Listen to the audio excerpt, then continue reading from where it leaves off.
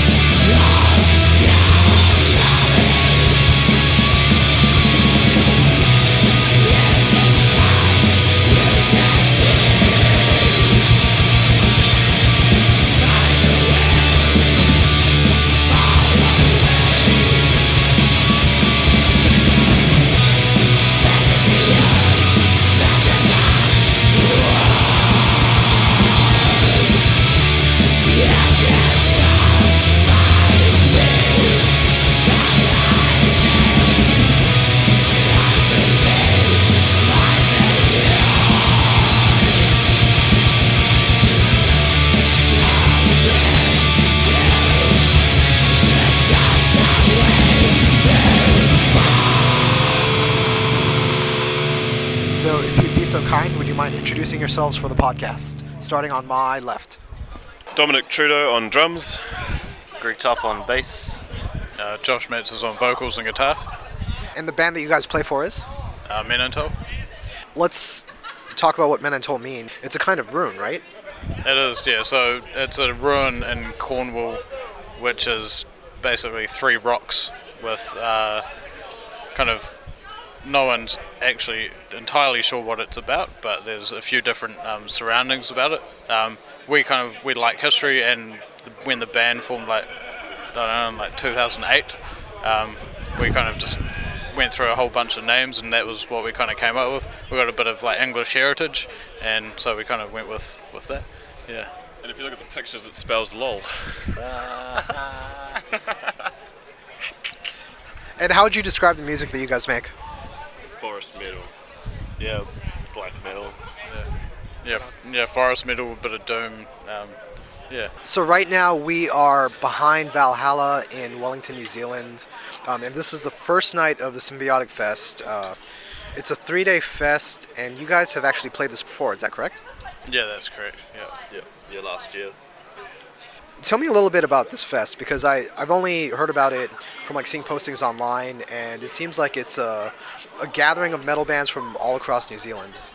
Yeah, definitely. I think we really liked it because it covers the whole sort of range of metal, I guess, across the 3 nights. So if you get grouped in with the black metal bands, it means that all of a sudden you're exposed to all these local bands that are actually fucking sick. Because in Christchurch, there's a couple of amazing, really amazing bands that play like technical death metal, and they're incredible. But it's not the music that I sort of listen to. So to come here and even to hear like Volthoom tonight, just 1-man band, 8-string guitar, just like the doomiest, most atmospheric, freaky shit. Like, yeah, if it wasn't for these sorts of fests, I guess wouldn't know that they'd exist or they're out there. But yeah, each night's like different metal, but yeah, the black metal grouped up in the same night, it's good stuff. So yeah. Was that on purpose, or did it just happen that way? I think it's on purpose because I think like tomorrow's slam and then deathcore the next night. So yeah. And you can kind of have metal like genres which associate with metal, like different people. So if you have like different bands all on one night, then you'll have one band come on, like a death metal band, and all the like deathcore guys go outside, and then, you know, as the band's transferred, different people go back into the like room to watch. So you kind of have like less people, which isn't so great. So having all the like kind of similar genres on one night kind of works pretty good. Yeah. Would you say that there is a New Zealand black metal scene? Well, it's hard.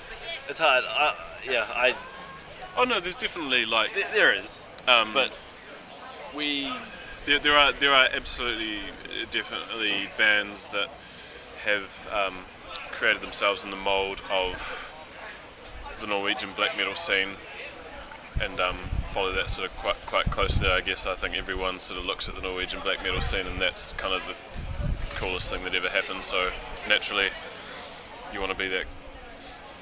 Yeah, but like. I guess there's a lot of that kind of classic black metal stuff that like KVLT. we just don't really subscribe to at all. There's no like, you know, I guess would rather be seen as pagan rather than satanic and all that. Would rather be kind of like at one with the forest and the trees rather than being all upside down crosses and shit. So let's talk about the history of the band a little bit. When did you guys form, and what did you set out to do? 2009, we had our first sort of mucking around in Dominic's parents' garage. So I'd never played drums before. I play guitar, and we had a drum kit from my mate, which we proceeded to destroy after Josh bought a CD, Immortal Battles in the North. So he bought that CD, we got drunk and we listened to the CD, we thought it was fucking hilarious, none of us could take it seriously, it was just the most ridiculous thing we'd ever heard. So we decided to jam it out, and we've still got tapes of us just like me blasting as hard as I possibly can, and it's actually pretty decent. Like, but I had no drums at all. I think Greg had been playing guitar, but Not much bass. no Not bass. much bass. Um, And Josh couldn't. He just started screaming, and it sounded good. So Yeah, so we just kept going. So I was like, oh, I'll try vocals, and chucked out a couple of screams, and we kind of liked it. So we thought, hey, let's try and make a serious band, because in the past we kind of just fucked around playing a lot of different metal and like didn't take ourselves so seriously because we didn't think that we could kind of do anything. I think we But also we're need to talk. I think you need to talk about Oleg as well. oh yeah. We had a So at the beginning of the band was that party where you and Oleg were talking about making, like, the funniest thing we could imagine was a black metal band that featured a saxophone. So we had this friend called Oleg who played saxophone, and so the first 2 or 3 years that we existed, we had a saxophonist. And it all started because at a party once, Josh said it would be funny to have a metal band with a saxophone. So we've got recordings and videos of a couple of our older songs with saxophone. And even when we're playing the old songs now on drums, I still hear the saxophone in my head. Yeah, I guess he didn't progress as much as we did. Whoa! Well, he Yeah. didn't he didn't practice enough, That's right. and we were practicing all. And also, It's like, just- yeah. to be fair, there were other people that kind of came and went. Like, as far as we had other people try on drums to kind of, maybe I'd jump on guitar and would have a second guitar. Well, I think we had 2 other people try on drums. No, 3.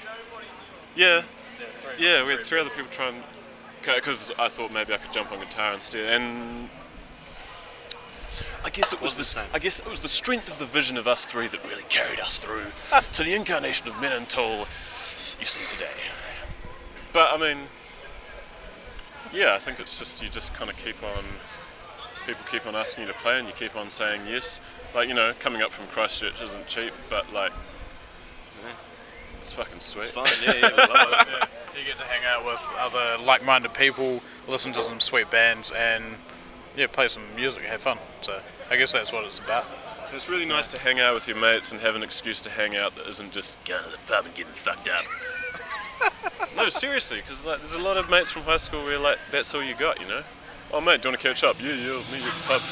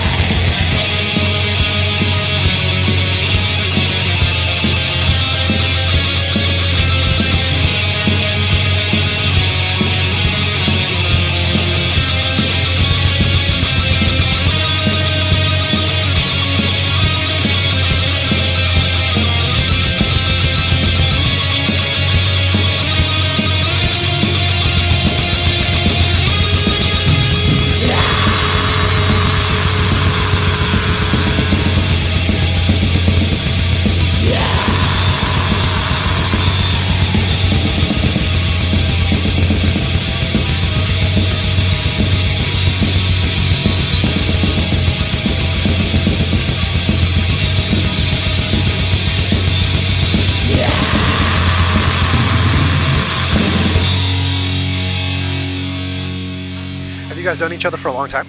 Yeah. We all went to high school together. Yeah, so Well, we've nearly been a band for 10 years, and we've been in high school fucking a long time before that. It's a good 15 years of knowing each other. So old! Old man. yeah. So we all kind of met each other, I think, through metal music, and No, but we hated metal in high school. we Like, did you guys hate did. we did hate You metal. guys did. I got into metal first. You guys are, no man, that's shit. I remember Pink sitting Floyd, in man. we'd sit in the art room and would watch this guy from Blindfolded and Led to the Woods, Stu Mitchington, play on the stage, and I just couldn't. And now I think Stu's like the coolest guy that ever lived, and I think his band's the fucking best thing to come out of New Zealand. But back in the day, I was just like, man, I cannot deal with, because I was all into Pink Floyd and Zeppelin, and I just couldn't handle it. But yeah, shout out to Stu and the boys. I mean, That is interesting that you say Pink Floyd and Zeppelin, because there is I don't want to say psychedelic, but there is a slightly, I guess, atmospheric or maybe progressive tone to your music.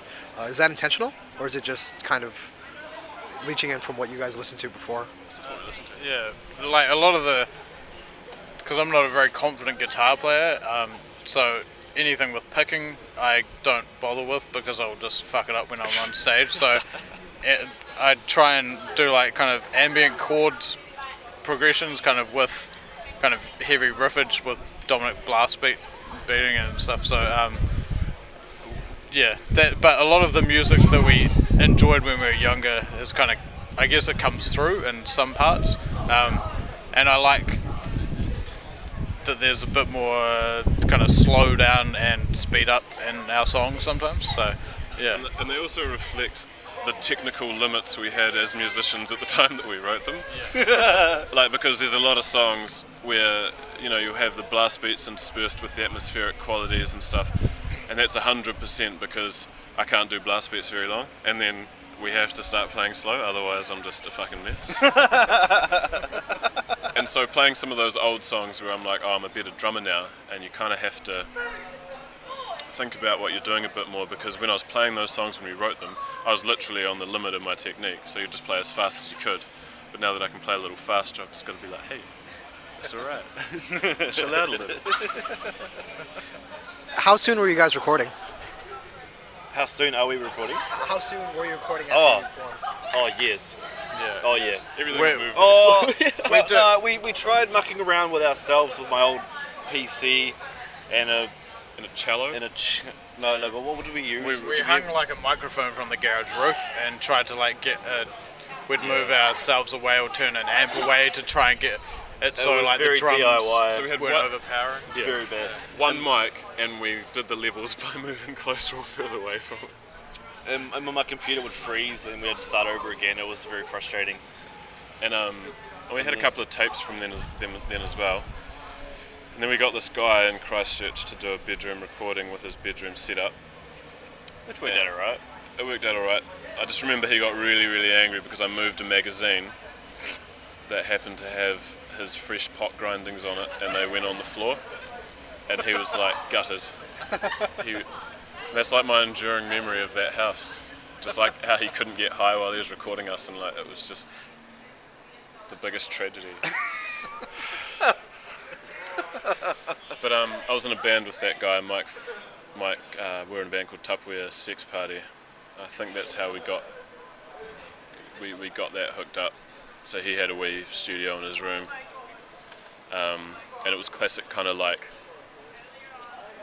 one of us was sitting on top of his bed that was 3 mattresses high in the corner, and the other one had to like face the door with a couple of pillows stacked up behind his amp, and so we couldn't see each other, and it was just a big.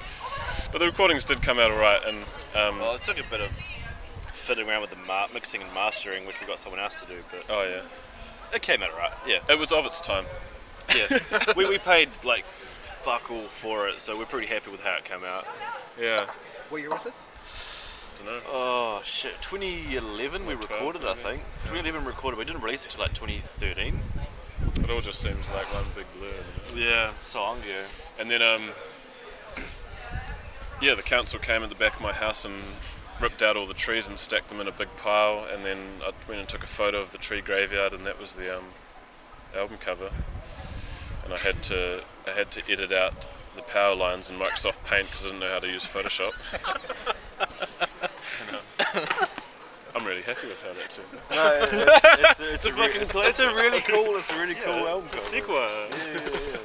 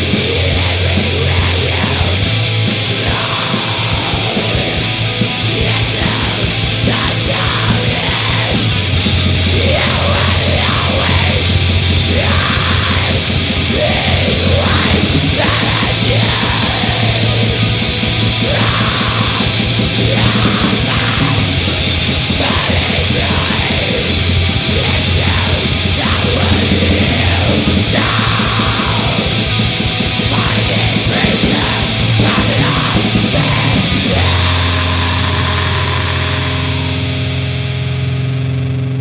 most recent recording is Dead Trees, is that correct? Yes. Okay. Yeah. So we're looking at doing something we've got a few new songs which we've thought about recording, but we just haven't kind of got around to it. And now we kind of have a regular practice. For a few years there, we were kind of in different cities and split up for a bit. So there's probably some important context there. Yeah. So 2012. got together in 2009, and then Christchurch earthquakes happened in 2011, and then at the end of 2011 I moved to Wellington. So for 6 years I was in Wellington, and every time we got invited to play, we were basically playing the music that we'd made before I left. So for 6 years we haven't written anything new, but we have been playing sort of 2 or 3 times a year. And then I've moved back to Christchurch in the last 2 months, 3 months, 4 months. Already got 2 new songs. And and I am really keen to just start writing, get ourselves a shitty tape deck and start doing some shitty recordings and just releasing them on like a limited run of 10 tapes or something. Super cold. Super cold. Well, not even manufactured tapes, just record the songs 10 times on different tapes. yeah, Yeah. yes. So every no, It's all different. really, Yeah. yeah, shit, yeah. I want to talk about Dead Trees a little bit, just because I was listening to it today. Here in New Zealand, you're surrounded by forests, but just because I wanted to get back in time for this fest, I didn't have a chance to go to an actual forest. Right. So I went to the Wellington Botanical Gardens and just had that fill in for forest. And so I was listening to the album as I was walking around. Oh man, that's cool. You could just Wow, Mount that's Victoria. Mount Victoria's got a nice bit of forest. That would have been pretty cool. But it was way too sunny today. Like sunny days make us feel like we need to play reggae or something. Really, what we need is we need our fingers to be so cold and frostbitten. It needs to be snowy. So yeah, like on a really rainy, shitty day where your hands are seizing up, that's pretty inspiring. It's tough to write black metal in summer. Is there an overall theme to Dead Trees? Because you mentioned the album artwork was inspired by trees actually being taken out from your backyard. yeah, a lot of it, like, because I wrote the lyrics in kind of as I would kind of write the song first on guitar and then kind of go along with the lyrics afterwards. But a lot of it's based on kind of nature, the harshness of nature, humanity's interaction with it. So there's no, it's to do with kind of human interaction with kind of your surroundings, not man-made, if that makes sense. So more kind of forest-based. Out, we do a bit of tramping, so kind of get a bit of inspiration from that, being out in the wilderness and stuff. So yeah, nothing. A lot of the stuff is about just like having a constant struggle with kind of. We have a song called "Hatred of the Undying Sun," and that song is about someone constantly trying to get away from an aggressor and falling victim to dying alone in a desert, basically, and being his bones being bleached by the sun. The song's actually about how Josh went to Tonga and he couldn't handle how hot it was. As somebody from a tropical country, I can understand hatred for an undying sun. So I'm not a big fan of the heat, so that kind of came in as a natural progression. A lot of our songs based on like nature and kind of humans' interaction with it, I guess.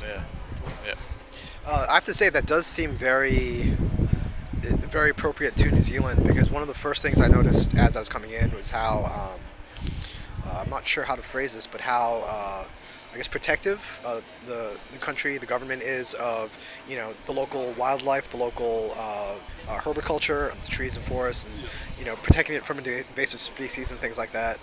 And kind of as I'm walking around, I'm seeing a lot of like very ecological, very kind of nature-centric thinking and architecture and stuff like that. I don't have a question. I just thought I'd point that out. You probably don't think about it because it's just always in your face all the time. Yeah. But Yeah, I mean, definitely when you go overseas and you just like see people like hiffing their shop rubbish into the harbour, and you're just like, is that okay here? Like, is that all right? Like, and there's a lot of that kind of stuff where you think, shit, in New Zealand, you just don't do that. So, but I mean, yeah, like you don't really think about it, I guess, but you can always do better.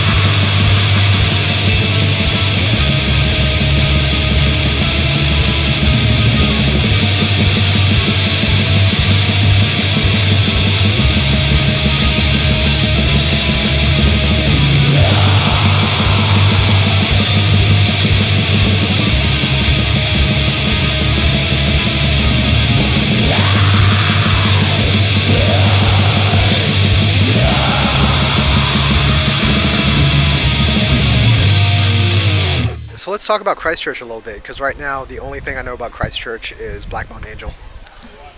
Do you know the Doom drum band? Yeah. Oh, I've only seen them once, years and years, in Wellington, funnily enough, years ago when they opened for ISIS, which is the band, obviously.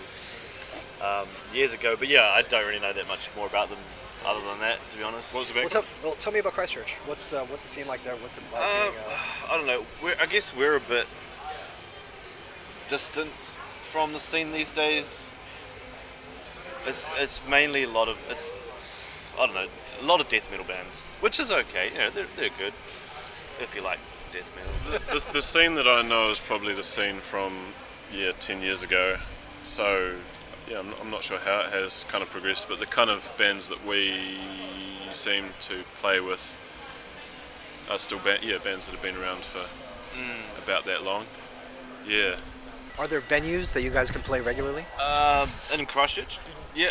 The Dark Room's pretty good venue. It's very small and quite intimate and dark. It's good because it feels like it's very packed out because it's small. Yeah. So you're like, cool. I'm not playing to like 5 people. And then you got the Embankment, which is full of like tradespeople in their high-vis and work boots. You know, the regulars who sit down with their schooner of Waikato draft. They're like, what's all this noise then? So perhaps shock the locals with a bit of metal, but they've just built themselves a pretty fancy stage out the back, which is pretty good, and we'll be there for Satan Fest, which is a couple of weeks away, I think. No, this coming Friday. Okay, yeah, this week. Next week, yeah, next week. It's a festival that's been happening for like years in Christchurch.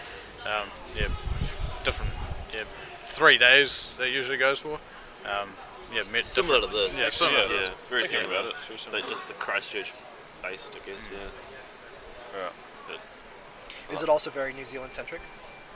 Yeah, I think there's some bands from Australia coming over, bands, yeah. but it's mostly New Zealand. Yeah, mostly New Zealand bands. So what's next for you guys? What do you have planned? We're going to buy a really shitty 8-track tape deck, go out to Mount Oxford, which is a mountain in North Canterbury, hike up to the top with lutes and bongos, and record. Probably not. Don't listen to him. Not like that. Don't listen to him.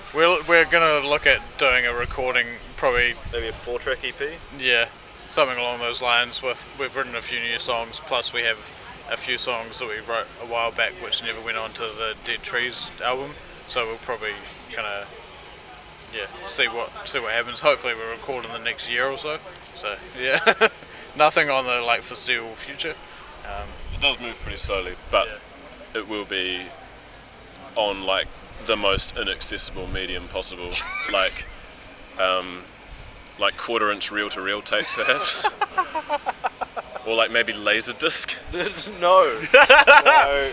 So like people it's a real prick to play it. It's like a real pain. People have to go and buy a whole car just for the tape deck so they can listen to it. Release it on 8-track, so you have to buy a car from like 1970. Yeah. To do it. Yeah. Totally. It'll probably just go online like the other one. We might release Dead Trees on like CD or something, but most people seem to download things nowadays. So yeah. Have you heard of the internet? But no. I have to say, I was a little bit. I wasn't sure what to make of you guys because I listened to the music and it's very like Wolves in the Throne Room, Dark Throne kind of stuff, and I was like, well, what if these guys are like super serious black metal dudes, and I can't have a conversation with them because I haven't interviewed many black metal bands, even though I've been listening to black metal for like 25 years. Wolves in the Throne Room is a very astute observation. Yeah, thanks. That's a big compliment. Thank you. But I'm glad that you guys are just like regular dudes, and we can have totally. No, we rip Wolves off pretty hard. Nah, not that bad. We enjoy black metal, but we can have a conversation without being like, my name is like Shagrath. Yeah, I don't know. I've talked to a few like black metal bands in New Zealand, and they have the very kind of this stage presence, and they put on like this persona, and you try and have that was a great set, mate, and my name is like Count as you know, it's just like, oh, okay, great, cool. It's like, cheers. I did interview one black metal dude over email. And I'm not going to blow up his spot. He was emailing me from his work email, which had his real name on it. But in the interview, I had to keep referring to him as his stage name. Yeah. But every time I corresponded with him after that, I just used his real name. Just because like I knew it, and he was using his work email anyways. So Yeah, it just doesn't work with a population as small as New Zealand. Like, you can't get away with, like, there's just not enough people to kind of hide in the crowd. Like, people know who you are. Like, if you don't talk to them normally after a gig, then you'll see them at the dairy the next day, and they'll be like, whoa, brutal guy with his raspberry licorice. Like, and also I think it's also like pretty much every black metal band ever. The whole Norwegian scene is just the awesomest thing ever, and so you can't help but just want to be like that for a while. Yeah, I suppose. Yeah. And yeah, But not us. well, I mean, we did the face paint for a while, but I think it was always. did you guys really? Yeah. We have done the corpse paint a few times. But it was always because, like, I think we just thought it was so ridiculous and awesome that we just had to do it. Yeah. And it came from a place of like, oh my god, you wouldn't believe what these bands do. We have to fucking do it. Rather than kind of like a respect and honouring the tradition. And honestly, people would just come up to us after the show and just go, are you a Kiss tribute band? And kind of ruin the whole... Because, I mean, that's probably another reflection of, the population you're dealing with. Yeah, like, there's not enough people to really have a solid scene that's that niche. You kind of have to be into a broader range of metal because there's just not enough people who are into just pure Norwegian black metal. Yeah. So I mean, if there isn't a huge, I guess, scene per se, like who do you guys play to when you usually play? I guess there is like a scene, and in each city we've gone to in New Zealand, there's always like you'll remember them from like years past as the same people that continue to come along to the shows because that's what kind of music they're into. But then you do have like you'll go to a gig that'll have a death metal band and you'll see this other side of the metal scene, which you don't really see them at gigs because it's not their kind of thing, and the same goes vice versa with different bands that play. But yeah, there is quite a big metal scene and like following for like black metal and death metal and like around the cities and things. Yeah, Like committed. yeah, Small crowd, but committed. Yeah. very committed. Yeah. You guys have a Bandcamp page. You guys have a Facebook page. Yep. How else can people get in touch with you? That's pretty much it. At the moment, we don't really have any other forms of contact. Pigeons, smoke signals. But yeah, check us out and see what you think, and yeah, buy our music, download it for free, do what the fuck you want. And then Josh all can buy a new amp. Yeah, Josh needs to buy a new amp. I've- He needs to buy an amp full stop. I have a Marshall 30 watt with multi-effect. built-in effects.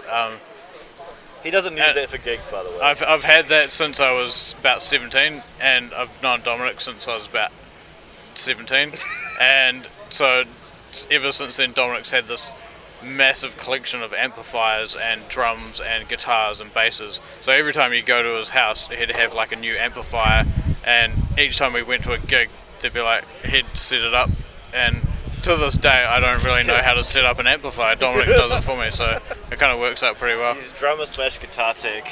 Drummer slash guitar tech. Yeah. Yep. I have to talk about your broken ride cymbal. Oh no, cymbals were the only thing that I borrowed for this gig. Okay. Um, Because that was an interesting sound. I wasn't sure if you were using it on purpose or whether it was. no, I do have a broken china in Christchurch, but I didn't bring my cymbals up, so they were all borrowed. And to be honest, it was a cool sound, but it's just not enough volume, not enough projection. Couldn't handle it. I mean, maybe it looked cool, but yeah, that belonged to my friend I've known for about 3 years, I guess, and I've watched it go from a brand new cymbal to the absolute mess that it is now. But it's nice though, because it means that like I probably put a few new cracks in it and fucked it up a bit more tonight, and he'll never know. I think that's a good point to end this. Thank you, guys. Yeah, cool. Thanks, man. Cheers. Cheers. Thank you.